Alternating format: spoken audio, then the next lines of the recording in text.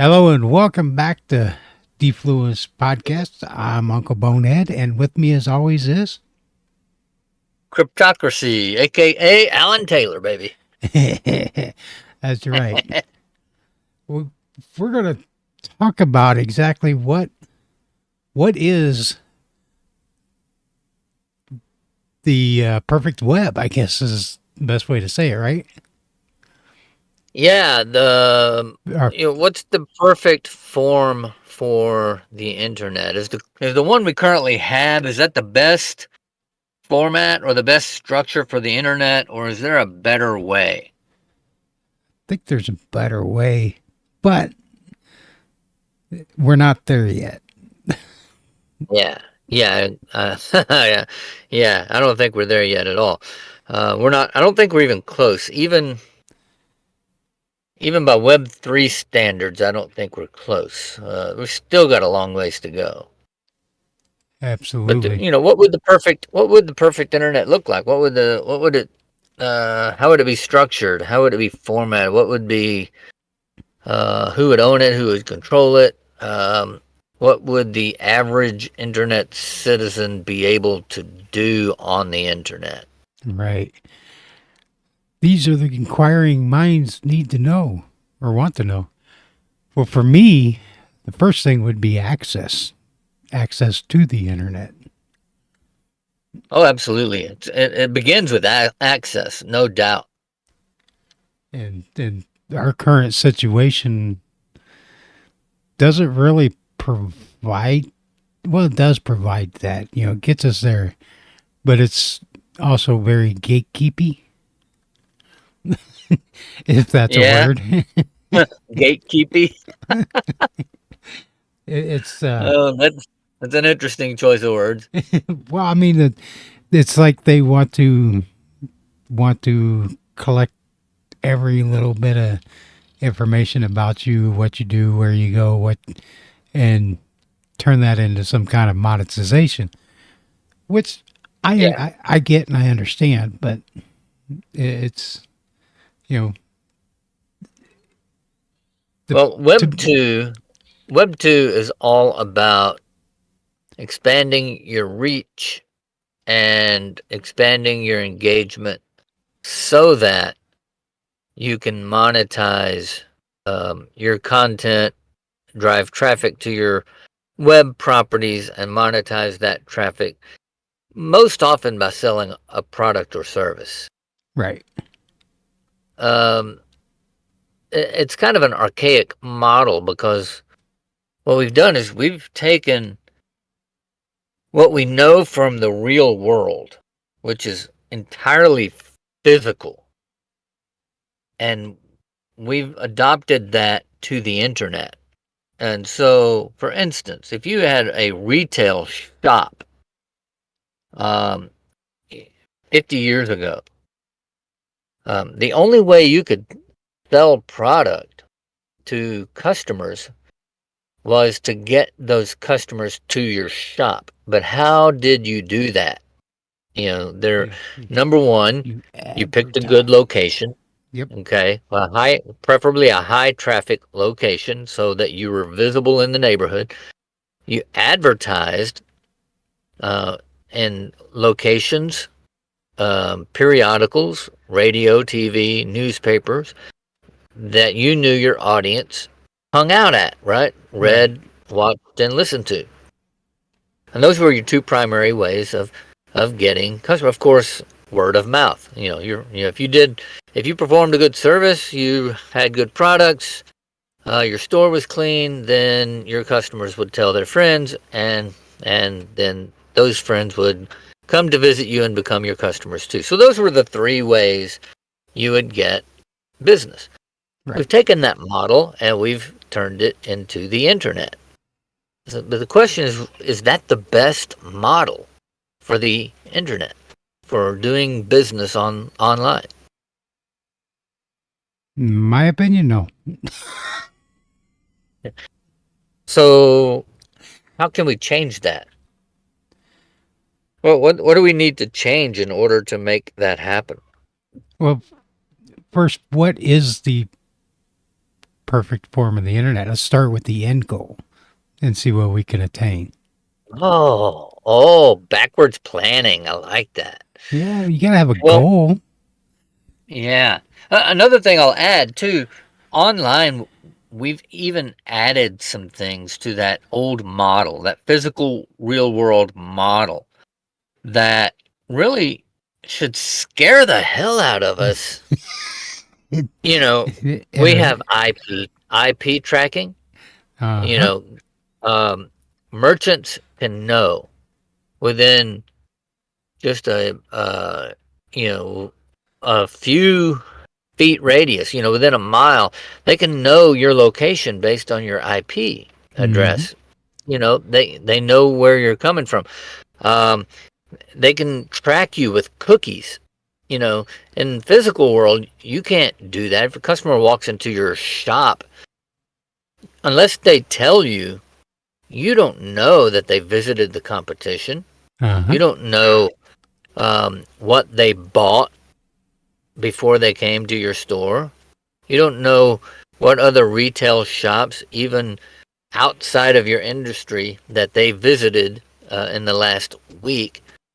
You can't tell those things, but online, we have massive databases of information about um, people and what they purchase, websites they visit, how they interact with their friends, what devices they use. All of this information that benefits marketers but doesn't really benefit the consumer. It actually works against the consumer's interest. Mm-hmm. It's creepy and scary all at the same time. It's a major convenience because they know what you're looking for. Yeah, and they can market products to you based on your Google searches, based on your interactions on Facebook, based on the websites that you have visited on your phone and on your laptop and on your tablet. You could visit a website on your tablet and get an ad from that company that you visited in 5 seconds on your laptop. Mm-hmm. That is really scary. Yes, it is. Very scary. And, some people like that. There are people who actually defend that, and not just marketers, consumers, people who Mm-hmm. buy products think that's great because then they get products that they actually would buy just showing up. Yeah, And I'm like, I can get that. I understand that, but they don't realize how much they're giving up to do that. right, they don't realize the true cost of that convenience. And, it's scary when you think about it because, you know, I'm of the mindset if I want something, I will go look for that. I will go shopping. Mm-hmm. If I'm in the market for a financial product, I will go looking and do the research and find what I want. I don't want people throwing it in my face and saying, buy this. And I know you want it because you searched for it on Google. Yep. Um, for one thing, I'm a freelance writer, so I do a lot of searches. Okay, so just because I'm searching for it doesn't mean that I personally am looking for that for me. Yep. I could be working for a client. I could imagine the Um, ads you see. yeah, so sometimes I turn off, some of those things and just I use pre-search, so I don't. But still, you have to jump through hoops Yeah. in order to opt out of that kind of Web 2 culture. Yep. So it should be a choice. Yeah. So the default is less privacy and endless. advertising in your face, right? Absolutely. That's the default. And people argue, well, marketers, companies selling products and services, they've got to make an income. They've got to make money. They can't Yeah, stay in business if they don't make money. I agree.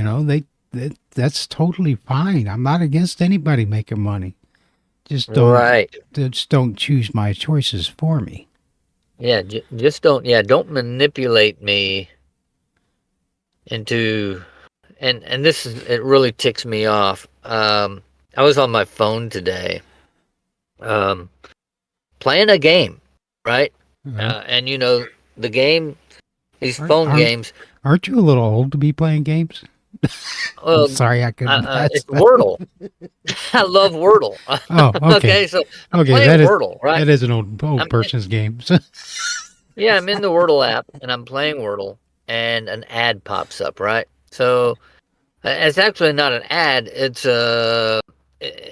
one of these things that says, I thought it was based on Wordle, but it turns out it wasn't. I thought it was Wordle showing me, okay, you can win money, right? And Right. so I thought Wordle had like a contest going or something. So I filled out the information. They want your name, um, they want your email address, they want your phone number because they got to contact you if you win, right? Right. So I went through this whole thing and got to the end, and there's a button after you answer all the questions. There's a button that says, um, I want a prepaid Mastercard. Okay, put my winnings on the prepaid Mastercard, right? By default, it's checked off, but if you uncheck it, then you can't enter the contest. You can't enter. Nice. Well, they've already got all my contact information. Yep. Now, so now I'm going to get bombarded with ads, and I got nothing out of it because I don't want the prepaid Mastercard. I don't want it. Even if I win the contest, send me a check. Do it the That old-fashioned way. that's So right. that kind of come on is manipulative. It's unethical. It's wrong, and that's the kind of thing that ticks me off. Yep. And I say That's that as a marketer. I run a business online too. If I don't get customers, I can't make a living. That kind of marketing I would not do. It is terrible. yep. So But back to the question: right. What's the best format for the internet? I think we're gonna have a hard time trying to figure this one out because everybody's So gonna have a different answer. yeah, everybody's gonna have a different answer. But in Web3 circles, I think probably most people are gonna have a similar answer. And I think one of the things that we want, or that we should want on the internet, is the ability to own our identities and protect our identities and protect our digital assets. Because more and more, we're becoming owners of digital assets. Okay. Mm-hmm. Well, you collect white papers, you got PDF download files you've signed up for, all of those things. Now, with Web3, the ownership economy, those assets can be distributed as tokens with monetary value that could appreciate over time. And that adds brand new incentives for marketers and for consumers. Okay. Because, because now, if I want your white paper and it's a token, it's not just something I download and hold on my hard drive and never read.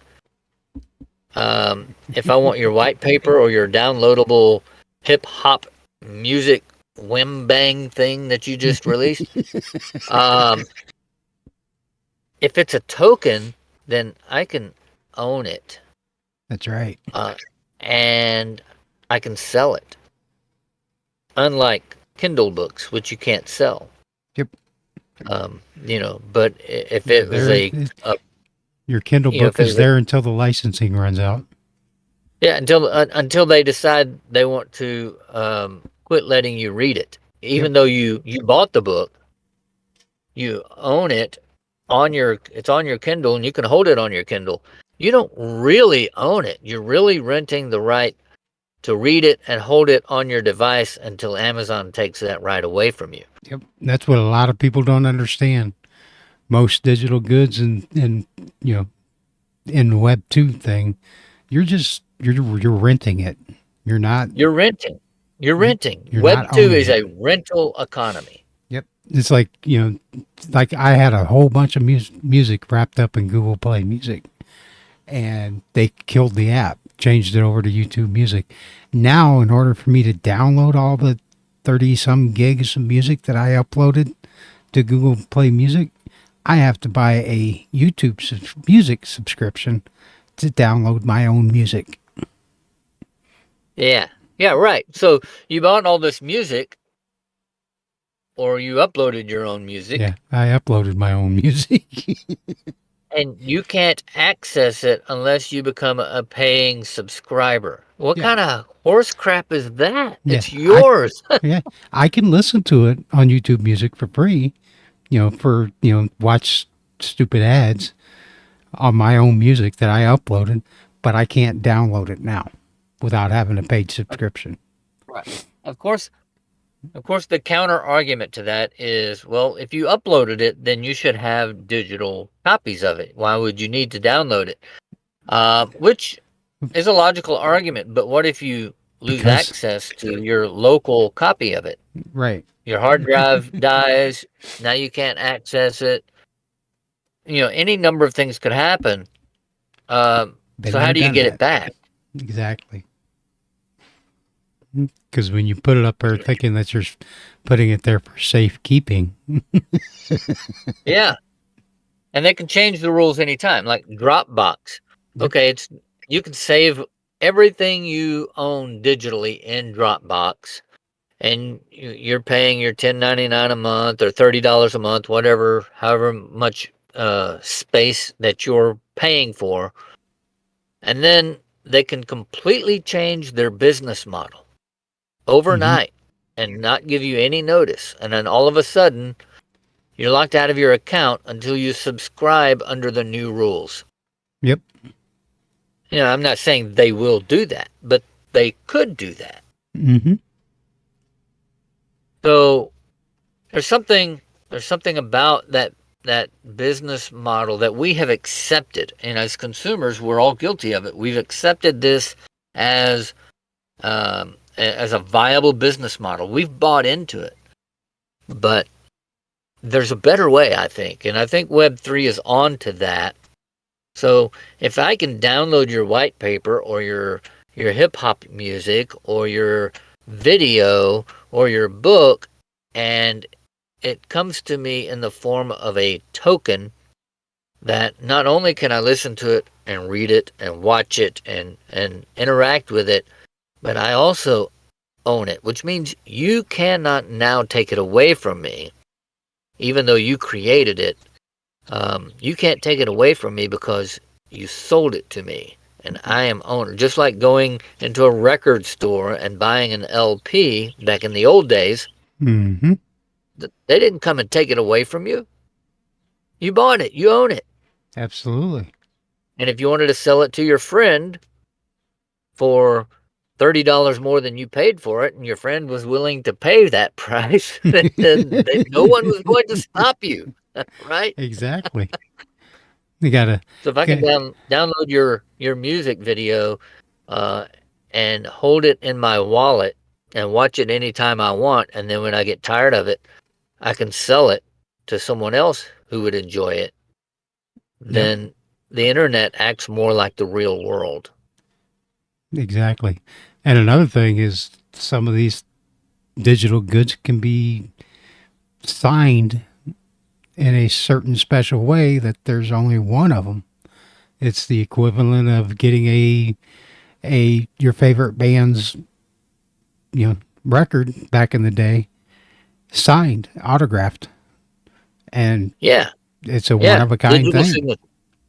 Yeah, exactly. That could increase the value of the item, over Exactly. time. If Alan Taylor all of a sudden becomes, you know, a New York Times bestseller and he's the best thing since cotton candy, man, that signature could boost the product, the value of my product, a good deal. Oh yeah, especially if you was able to do, oh, I don't know, 10 digitally signed things where you added a little something special to it. Exactly. Yeah, and another thing, provenance. The science of The proving the authenticity oh of no, oh, not the something. place in Rhode Island. Yeah, no, no, not providence. Provenance. Oh, Providence. Okay. Yeah, provenance. It's proving that something is authentic. Ah, High value art dealers and luxury items like diamonds and jewels. Um, it's very common in that circle to go through a process of determining that, say, a high value piece of artwork is authentic. 'Cause if you're going to pay $1 million for a Van Gogh original, you want to make sure that it's a Van Gogh original, right? right. Absolutely. Yeah. So, there's ways of proving that. Well, how do you do that digitally? Well, blockchain technology has the ability to track digital assets from one wallet to another over time and determine that something is indeed authentic. Yeah, and so that's a huge benefit if you're a collector, if you're an investor, and you've bought this, digital art, and you want to sell that art. Then your buyer is going to want to know that it's a Beeple original, right? Right. So So you got to be able to prove that. right. So that's for investors and things like that and collectors. What if you're just an average Joe Blow? Well, Joe Smith. He's just like, yeah, okay. I just want to get on the internet and do whatever, and then get off and go touch grass. yeah. Well, you still want to know that anything that you're using online has value. That it's authentic, it has value, and it has utility. And blockchain technology is able to deliver all of that, and deliver all of that with a promise, and be able to prove that those things actually exist. So even if you're just a regular Joe, maybe you don't collect Van Gogh paintings, but you might have a favorite digital artist where the art doesn't cost thousands of dollars. Maybe it only costs a couple of $100. Um, or maybe when you bought it, it was $10. Right. But maybe over time, it's gone up in value. So just like stamp collectors in the real world, they may buy a stamp, um, you know, for its face value price when it's first, you know, uh, distributed, and hold it for 80 years, and then its value in that course of time has gone up to $1,000 because of the stamp and its rarity, and the particular stamp that it is. Uh, anything that you buy has that potential. So you might, like car enthusiasts, for instance, um, people who buy automobiles. If you bought a '67 Mustang, in 1967 and you held on to it and you still own it today, and it's got all its original parts, it still runs, you've given it a nice paint job, it's worth a lot more than you paid for it. So So, true. yeah, so you think in those terms. How long is the internet going to be around? Could be around for a very long time. So I think it's time we start thinking about long term, how we want this to look, and what kind of internet do we want. It's a very good point. See, we need to have a goal. Yeah, well, I mean, the problem with having an open source asset that nobody owns and controls is that everybody can use it and make it their own.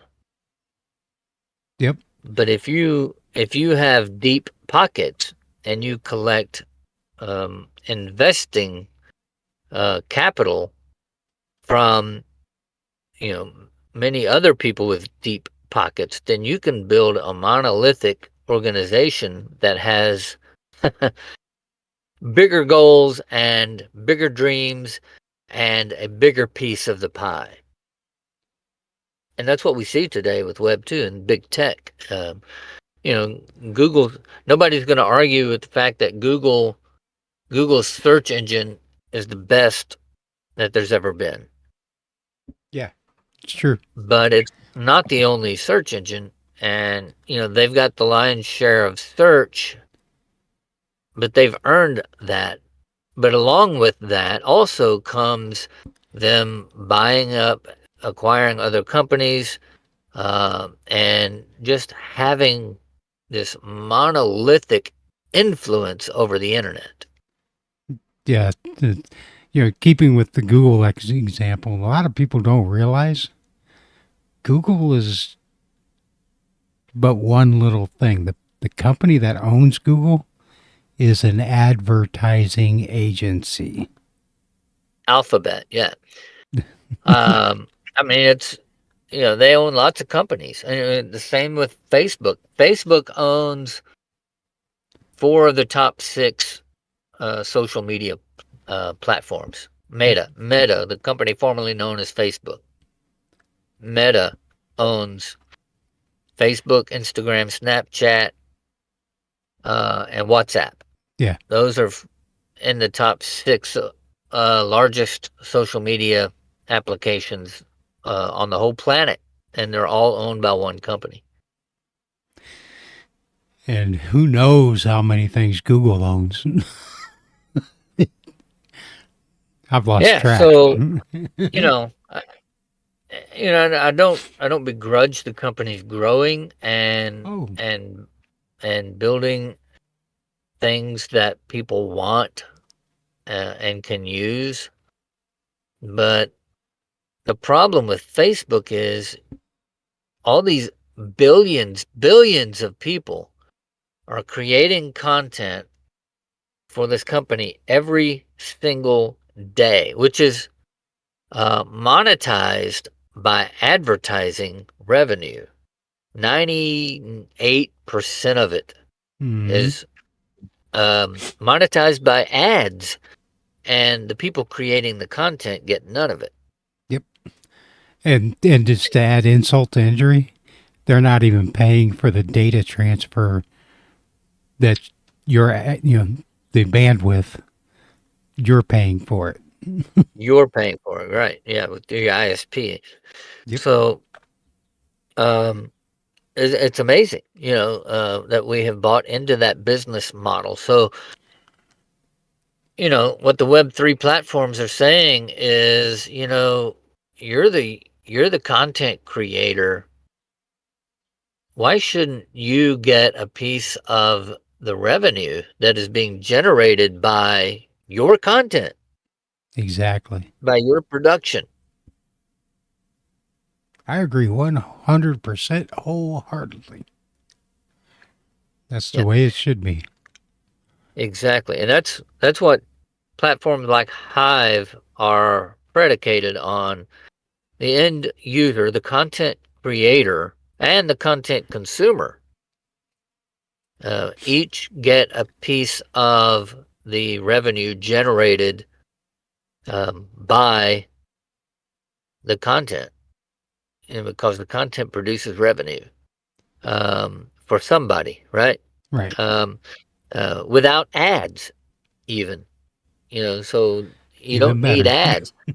Yeah, If we get rid but of if ad you if you blockers. own if you own a Hive account, let's say you have a Hive account and you have 100,000 followers on your Hive account. If you wanted to sell advertising on your Hive account, on your posts, you could do that. Mm-hmm. Nobody would stop you from doing that. Maybe your readers wouldn't like it and they would let you know if Oh they yeah, did or didn't, right? But if absolutely. that was something you wanted to do, you could do that. Um, you could sell services. I've sold my writing services and been paid with Hive on the Hive blockchain. That is cool. So yeah, you have versatility, and since you're the owner of the account, if you wanted to sell the account, you grow it up really big. It's really huge. You have, let's say, 500,000 Hive power in your account. You have 30,000 HBD in your account, earning 20% interest. But you don't want the account anymore. You can sell the account. To me, that would be You kind might. of difficult, depending on what you started your account as. Because How so? a lot of people on Hive, it's them, their name, Yeah. it's them. But there are some that will go out and specifically do an account just for one thing. Like we've got Decentricast for the podcast, or Uh not Decentricast, Defluencecast. Whoa, my brain's fried. huh. But like my account is Uncle Bonehead. I'll never sell that because I'm the only Yeah. Uncle Bonehead on the internet, Yeah. according to Well, me. your personal account probably wouldn't sell too No, well. but I mean, a lot of people, their brand Yeah. is them. Yeah. Exactly. No. So, No. You're absolutely right. But it doesn't have to be, because on Hive you don't have to use your real name. right. You can set up an account with anything. Yep. Just you can pick a generic name. My name, one, two, Spaz. three. My name is Spaz. Okay, I'm at Spaz on Hive. Well, if somebody wanted to buy that account I wonder if that's available. and and you could sell it, and you could prove its value, which is easy to do because all of the data is on the blockchain, then you could do that. You could sell that account, and the buyer could take the master key and and recreate all new all new keys to keep you out after you sell it. Believe it or not, there is a Spaz account on Hive already. Oh, is there? Yeah. It's got 50 followers, That's 62, great. 62.192 HP, and no posts. Oh, what a spaz. Well, you don't have to post. Hive. You can post. I read a blog article on Hive the other day. That was pretty good. I don't remember who posted it, but they were saying actually content creation and curation. Actually, I think I said content creation is really the lowest value uh, on the blockchain. The people that are actually earning the most are creating dApps. They're builders and developers. Oh, I don't doubt That's that where a the money bit. is. That's Say again? that's I said I don't doubt that a bit. Yeah. Right. So, and that's, that's the way it is in the real world. People who build and develop, um, you know, eh, the ones who build the businesses that other people use, they're the ones who make the money. Employees show up and make the product and perform the service and all that, and they get paid for their labor, but they're not the ones getting rich from the product. The ones that are earning the most revenue are the people at the top of the chain that are building and developing the businesses. So that's natural. That's natural, and that's the way it is on the Hive blockchain. But the blockchain itself is not a business; it's a protocol. It's the tools that the developers and the business builders are using to build those things that everyone else uses. That's pretty cool. That's beautiful. That's beautiful. So, what's the perfect internet look like? Looks Some like people say it looks like Hive. I it's don't think Hive is perfect, but I do no. think it's in the right direction. Yes, it is. It's the closest thing we've got so far. It's Yeah, some people might. I haven't used Lens Protocol, but some people are saying Lens Protocol is in the right going in the right direction. I don't doubt them because I haven't used it, so I can't argue the point. I still haven't. I've been trying, trying to get on, but they haven't accepted me yet. So I guess I need to brush my teeth or something. I don't know.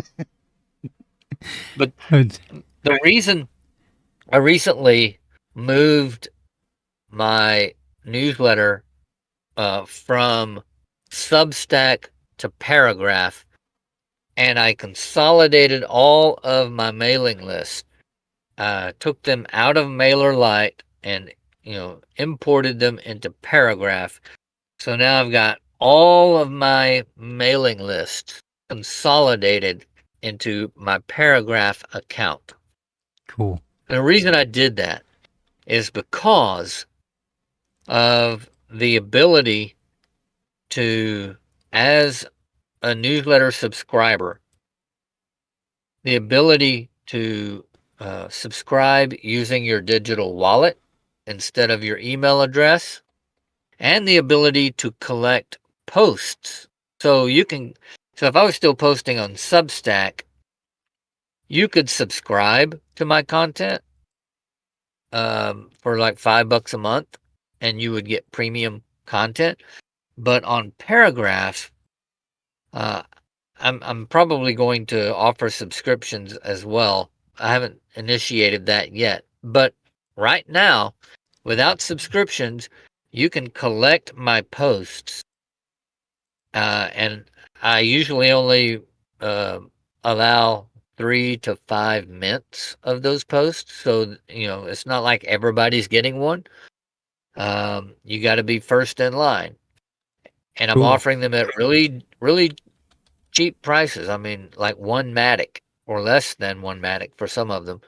And so you can own the post. And later on, if you want to sell it later or you just want to collect, you can do that. But it makes the ownership, it makes it possible for readers to actually participate in the business model.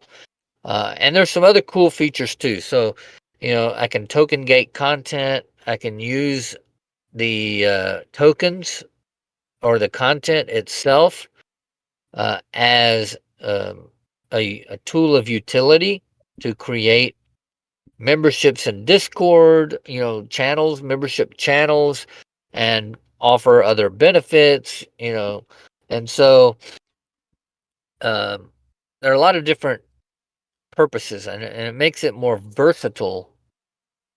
It's not just, you can now if you just wanted to read the content like you do on Substack, you could just read the content. But if you wanted to be a participant, you wanted to be a member, you wanted to get deeper into what I'm doing and learn more about that, then you can collect the content, and there are associated benefits with that. So this is the direction I see Web3 going, and I really like what I'm seeing. Absolutely. We're almost there. The end goal is in sight. We're getting closer. Getting closer. So I don't know what else we got to say about that. Okay, Forrest. Well, I think we beat this one to the pulp. So, I'm encouraged by Web3 and the direction I see it going, and I hope other people are too. And yeah, I'd like to see more people get on board. yeah, me too. It What? Yeah, if we could get mass adoption, it's going to be huge. I think mass adoption will come, but it's going to take some time. Yeah, we're not. Blockchain technology is growing every day. Its uses are growing every day. But as more and more people learn about Web3 and its benefits, I think we'll see more and more people jump ship from Facebook and these Web2 platforms and join the program. Yep. Look, we said we were going to keep it to like 15 minutes, and we're almost 45 in. Oh wow, man, I got long-winded. It happens. It happens. All right, I'll well, try to whittle it down. yeah, no big deal. Hey, I've enjoyed the riff. Oh yeah, it's nice to do riff once in a while. We Well, shall. here we go. Yeah, there we go. You guys visit us online, defluence.online. Email us at podcast@defluence.online. I did it right. Hey, Find us where all the free podcasts are sold. Uh, I did do an experiment here a couple of times where we streamed live on Cast Garden. Didn't do it today, but we're going to try to stick with doing that. Work day job didn't work out yesterday, so that's why this is pre-recorded today. it happens. It happens. Yep. Yeah, and if you want to read paragraph or my paragraph, it's tailored content. So you go to paragraph.xyz and / the @ tailored content. I'll send that to you so you can put it in the show notes. And you can join any one of my 4 communities. And so I have this is another benefit to the platform, is being able to divide the asset into communities. And so I've got one for Christians. I've got one for crypto fanatics or Web3 fans like you and me. I've got one for people interested in travel and van life related content, and then speculative fiction. If you're into speculative fiction, I'll be posting content about that. So each of That sounds those interesting. communities, yeah, each of those communities have their own content distributed to them through one platform. I don't have to manage multiple lists on MailerLite and figure out who's who and who's on which list and all that. You decide which list you want to join, and you can join all of them or just one or whatever, and then you get the content I post for that community. That's awesome. Very cool. Well, we're gonna call it quits now. You guys always be good, be safe, and never ever stick your finger where you wouldn't stick your face. Ooh, I like the sound of that.